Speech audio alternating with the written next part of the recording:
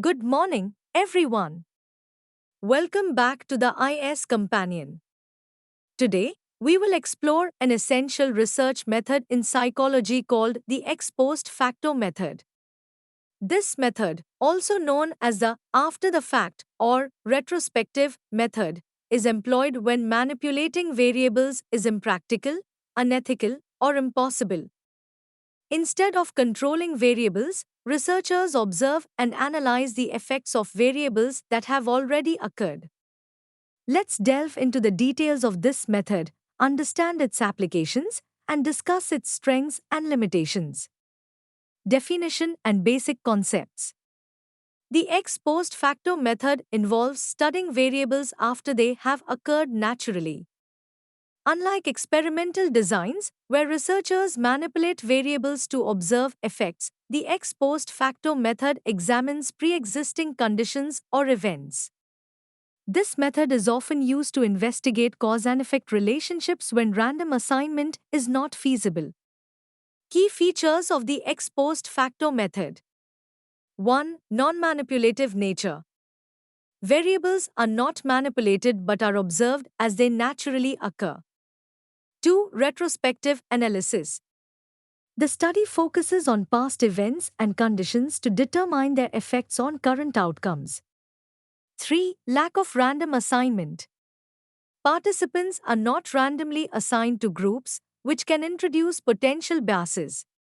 4. Comparative analysis.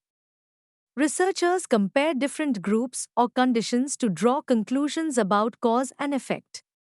Types of ex post facto designs. 1. Causal comparative design compares two or more groups based on a dependent variable that has already occurred. Example: comparing academic performance between students who attended different types of schools, public versus private, to see if the type of school affects performance. 2. Correlational design examines the relationship between two or more variables without implying causation. Example: investigating the correlation between hours of television watched and levels of aggression in children. Steps in conducting an ex post facto study. 1. Identify the research problem. Clearly define the problem or question you want to investigate. Example: does parental divorce impact children's academic achievement? 2. Review existing literature. Gather and review existing research related to your topic to understand the current state of knowledge. 3. Define variables. Identify the independent and dependent variables. Example: independent variable parental divorce, dependent variable academic achievement. 4. Select participants. Choose participants who have experienced the conditions you are studying. Example: students from divorced and non-divorced families. 5. Collect data. Use surveys, interviews, archival records, or other methods to gather data on the variables of interest. 6. Analyze data. Use statistical techniques to compare groups and identify relationships between variables. 7. Interpret results.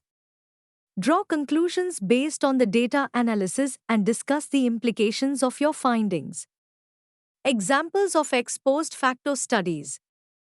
1. Health psychology.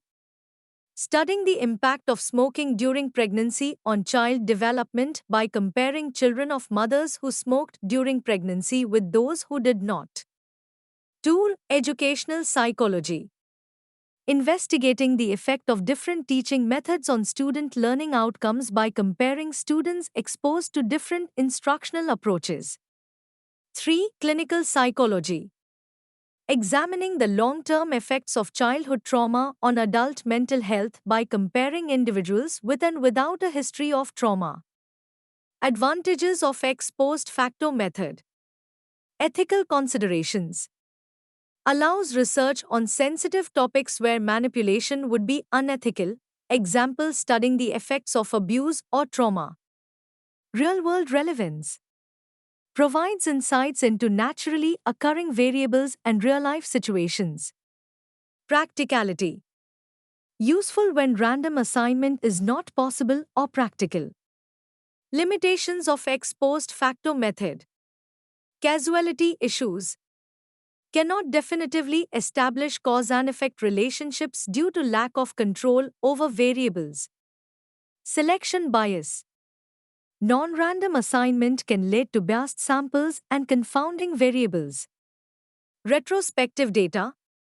Reliance on past data, which may be incomplete or inaccurate. Control issues. Difficult to control for all potential confounding variables that may influence the outcomes. Conclusion. The ex post facto method is a valuable tool in psychological research, especially when ethical or practical constraints prevent the use of experimental designs.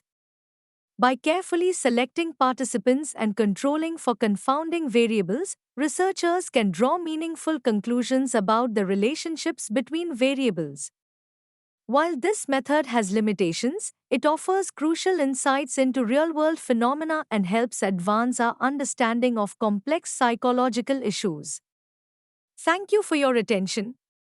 Follow us on YouTube www.youtube.com/iscompanion.